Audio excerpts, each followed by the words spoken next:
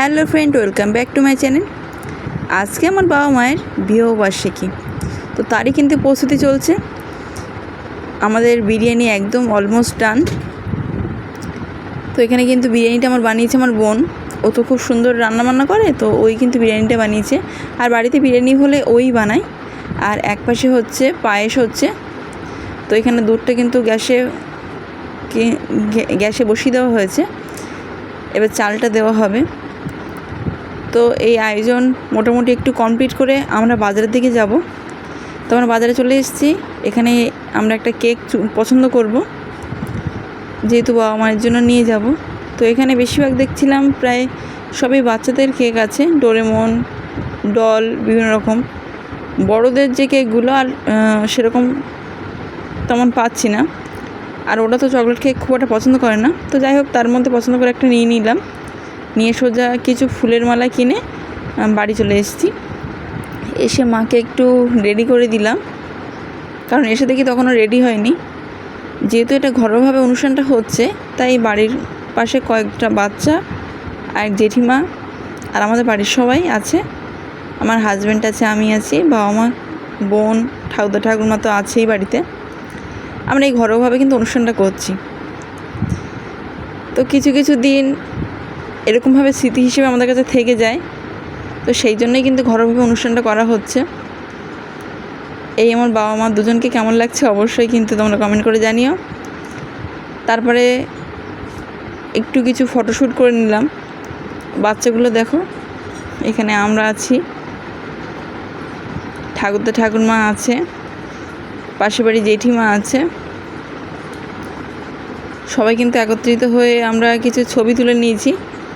এগুলো স্মৃতি হিসেবে কিছু থেকে যাবে আমাদের কাছে। আর এইসব দিনগুলো উদযাপন করতে পেরে আমরাও কিন্তু খুবই খুশি।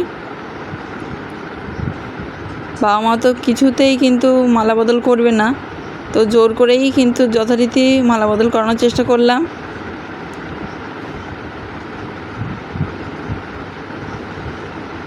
দেখো, মা কিন্তু খুবই লজ্জা পাচ্ছিল। তো জেঠিমা একটু বলাতে তারপরে একটু সাহস পেল। আমরা বললে হয়তো শুনতো না। এবার মালা বদলটা কিন্তু ওরা করছে। তা আমি প্রথম বলছিলাম, তারপরে কিন্তু প্রথমে শুনছিল না। যাক, জেঠিমা বলাতে কিন্তু কথাটা শুনলো।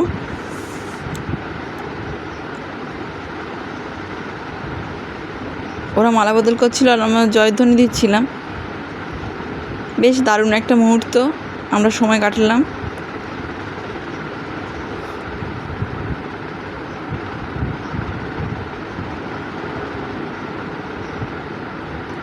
তোমরা কিন্তু বাড়িতে এরকম ছোটোখাটো করে কিন্তু উদযাপন করতে পারো, এটা কিন্তু সবার পক্ষে খুব ভালো লাগবে। আর এই কেকটা কিন্তু আনা হয়েছে, দুই বোন পছন্দ করে শেষমেশ এই কেকটা আনলাম।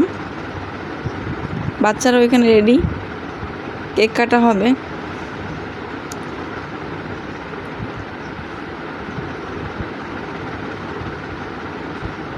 ঠাকুরদা ঠাকুরমা এখানে বসে আছে।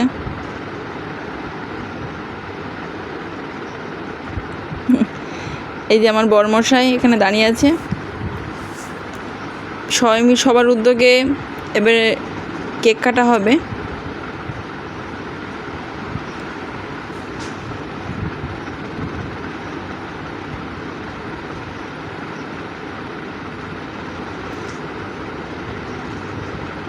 আমরা সবাই মিলে বলছিলাম হ্যাপি অ্যানিভার্সারি বাবা মা।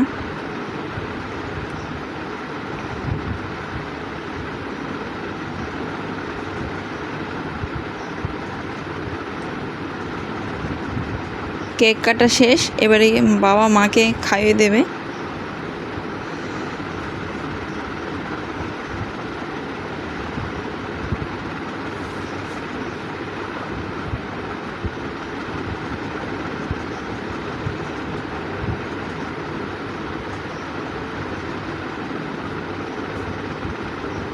যেহেতু এটা ঘরোয়াভাবে অনুষ্ঠান হচ্ছিল, সেই জন্য বেশি কিছু অ্যারেঞ্জমেন্ট ছিল না।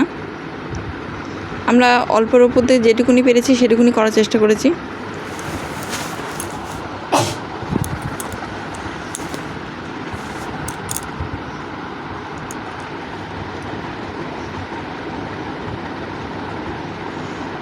বোন দাঁড়িয়ে দাঁড়িয়ে তদারকি করছিল কার কার দেওয়া হয়নি কেক, তো সেই জন্য সবাই পেয়েছি কিনা জিজ্ঞাসা করছে। আমি পাইনি বলে আমাকেও বলছে দিদিকে দাও, কিন্তু আমি বললাম একটু পরে নিচ্ছি, যেহেতু আমি ভিডিও করছিলাম।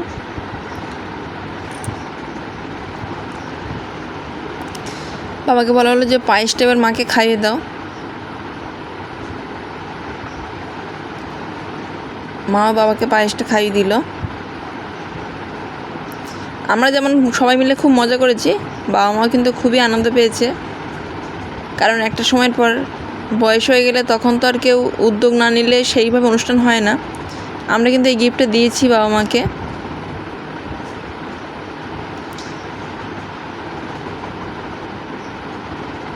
ওর মধ্যে এখনও কিছু গিফট আছে, সেগুলো আর খুলে বের করা হয়নি।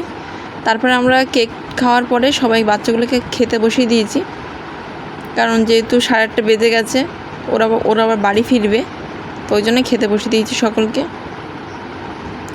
তো কী কী আইটেম ছিল তোমাদেরকে বলে দিই। বিরিয়ানি ছিল, স্যালাড ছিল, পাঁপড় ভাজা, আর একটা করে আইসক্রিম।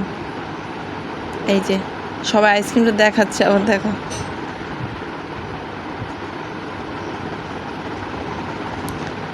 তো এই ছিল ঘরোয়া অনুষ্ঠান। আর বিরিয়ানিটা দেখো কতটা জুসি হয়েছে, খেতেও কিন্তু খুবই সুস্বাদু হয়েছে। দোকানে যেমন অনেকটা ড্রাই হয়, কিন্তু বাড়িতে অনেকটা জুসি ব্যাপারটা এসছে। আর আজকে ভিডিও কিন্তু এই পর্যন্ত, টাটা।